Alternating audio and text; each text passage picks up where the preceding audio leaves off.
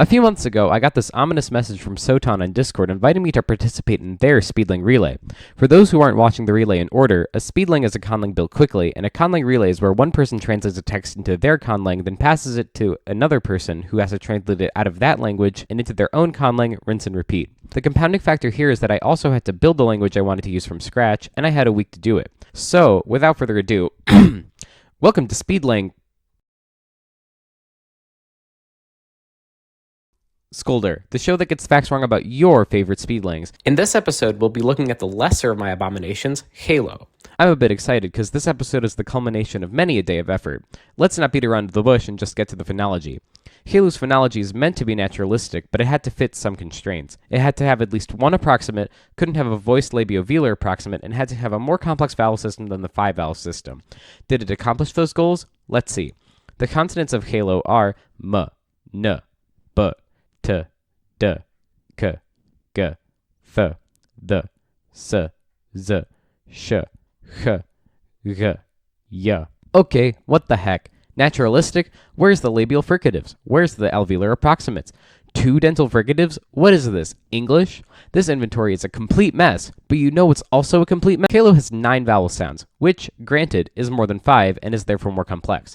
Those vowels are e, u, I, u, e, o, a.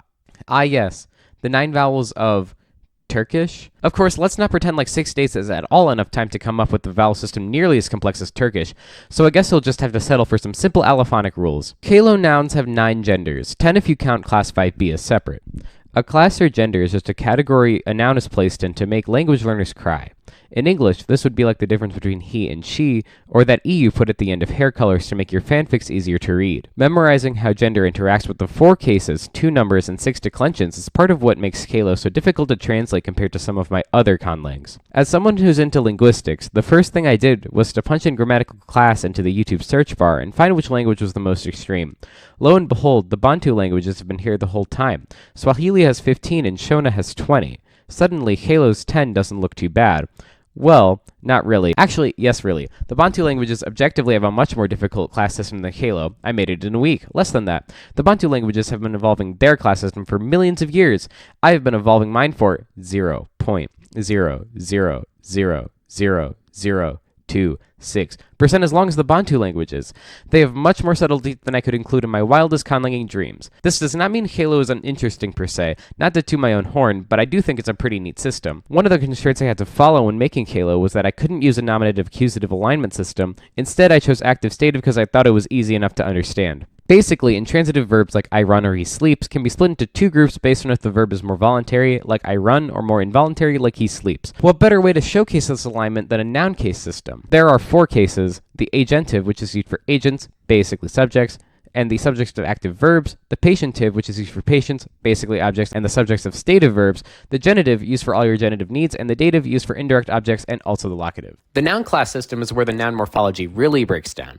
At some indeterminate time in the ether of Proto-Halo, there used to be a more complex system of 10 cases that got whittled down to the modern system of 9.5 classes in 6 declensions, 3 for singular, 2 for plural, 1 for mass nouns. Here, take this chart showing the declension pattern of each of the classes and which declension each class takes in the singular and plural, and be glad I cut the duel early in development. Verbs are a thing, probably. There are 2 kinds of verbs, lexical and auxiliary. Lexical verbs carry the meaning and mark for tense, while the auxiliaries carry modal meanings and evidentiality. Here's a chart of the modal auxiliaries. Take note because some of them will appear in the near future. The future is now. Here's a chart of Halo tenses. There are 9 of them, which might seem like a lot, but each of the tenses also contributes an expectual meaning and sometimes a modal meaning as well, especially with the future and habitual tense, hence the column including modal verbs. By default, the future and its corresponding hodiurnal take debier, which is the inferential auxiliary, since the future is inherently unknowable with certainty. The habitual and daily tense take the indirect modal utun for reasons I have since forgotten. The tenses are the present perfective, the present imperfective, the past, the perfect, the future, the habitual, the hodiurnal past, the hodiurnal present, and the daily. That's right, Halo has not one, but two tenses specifically for things that occur within a day of the speaking event, and one specifically for things that happen every day. These latter three tenses are, to the shock of literally everybody, pretty rare, and can be substituted for adverbial phrases most of the time. To put a verb into another voice, you can use the she suffix for the passive and the omnipresent us for the medial passive. I'm getting kind of tired, so let's rapid fire through the other important grammar aspects. Pronouns are basically the same as nouns, complete with the 9, 10 genders previously unbeknownst to gender kind. These reflexive pronouns detransitivize the verb, but since they act simultaneously as an agent and a patient, they do not put the verb in the medial passive. Adjectives agree with the nouns they modify in historical class. This is also where the final constraint rears its awkward head. Halo has no comparative or superlative adjectives, meaning there's no big, bigger, biggest, or comparing adjectives directly. It took me a little while to figure out how it should work, but the way I ended up having it work is through juxtaposition.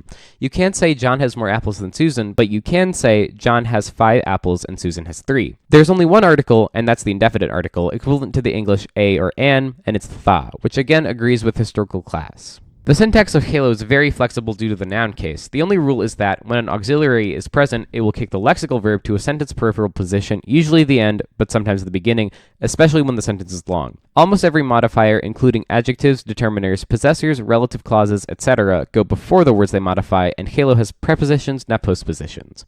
Finally, we've reached the end, and I think I've explained enough for you to probably understand what I'm about to speak if you care enough to translate it. But if you don't, then I don't... What? What is that? Trope police? I haven't used up my rule of 3 and the video's almost over? Ah, shucks. I guess I'll have to make the translation segment a Bibloridian parody.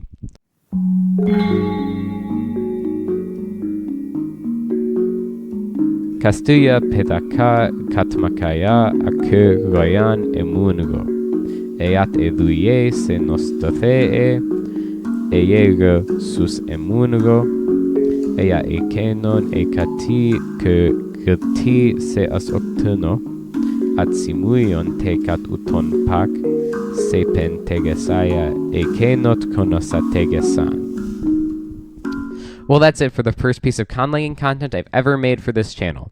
If you forgot about the intro already, this is the 5th leg in a 10-part speedlang relay put on by Soton. The next participant is the eminent language worm. I was far less kind with my constraints that I sent along to him than Tori was with my constraints, and for that I send my condolences. His language will have to contrast palatal sibilant and non-sibilant fricatives, have a non-pulmonic consonant, a medium to large vowel inventory, an object first word order, different numbers of grammatical classes in the singular and plural, and not have a distinction between second and third person pronouns.